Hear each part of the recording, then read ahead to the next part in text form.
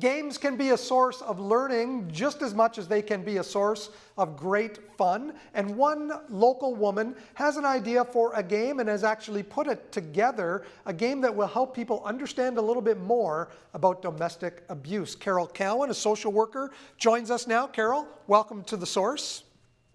Can you tell us how you got the idea for Choices, the relationship game? The game was actually an idea that came out of a strategic planning meeting. So I work for an agency called Design for a New Tomorrow, and we support women that are experiencing domestic violence, either past or present in their relationships.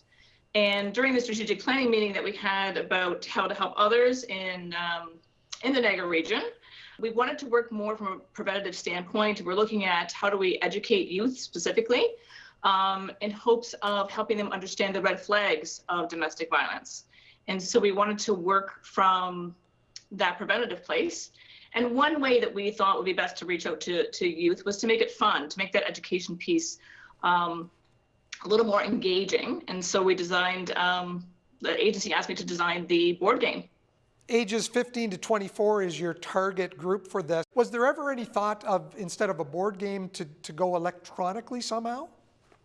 Yeah, that's certainly been an idea on the table. And it's still, on the table in terms of how do we make it something that is electronic. And the idea was actually developed back in October of 2019. So that was pre-COVID, where maybe board games were played a little more often. And now since COVID, we're definitely looking at, is that an option, and how do we make it something or something similar that they can learn and identify the red flags online? Because we know that those youth obviously use that as a medium.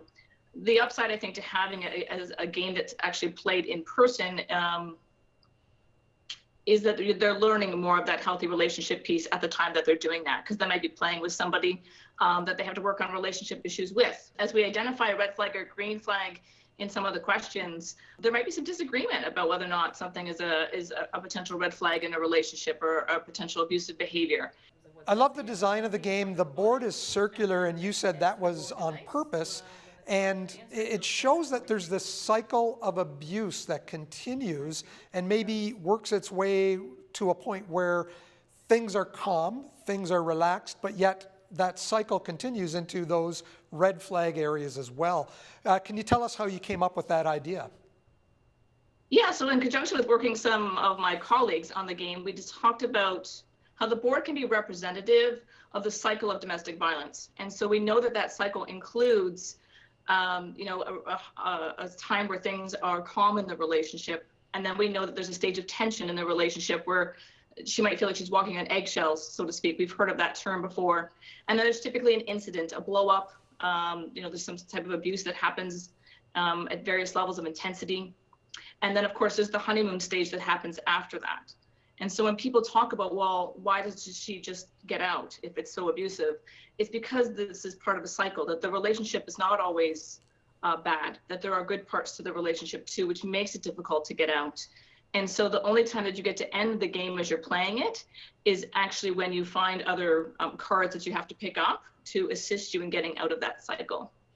As a social worker, you've designed this game for other people to play, but is it something that you would use to help children or help kids in this age group, 15 to 24, who have experienced domestic violence at home? Would you use that in your practice? When youth are raised in a home, or children are raised in a home where they're witnessing domestic violence, a lot of times what happens is they understand that as normal, right? Or they understand that that's how relationships are meant to be, when they may not recognize that what's healthy and what's not, right? They might in subtle ways.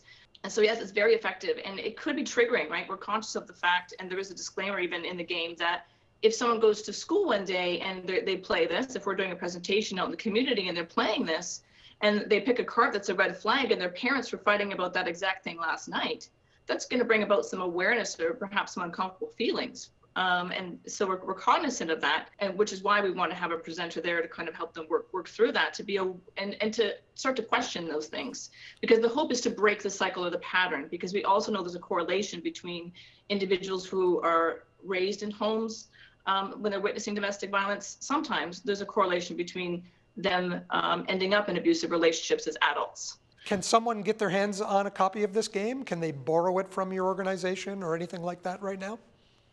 Yeah, I think the best way would be to contact Design for a New Tomorrow. The website's dfnt.ca, and reach out to us if they have any questions about how they can have the game, presented at their agency. And even if we're doing it via Zoom, we're going to get creative with how to make that happen, because we're in, very unique times.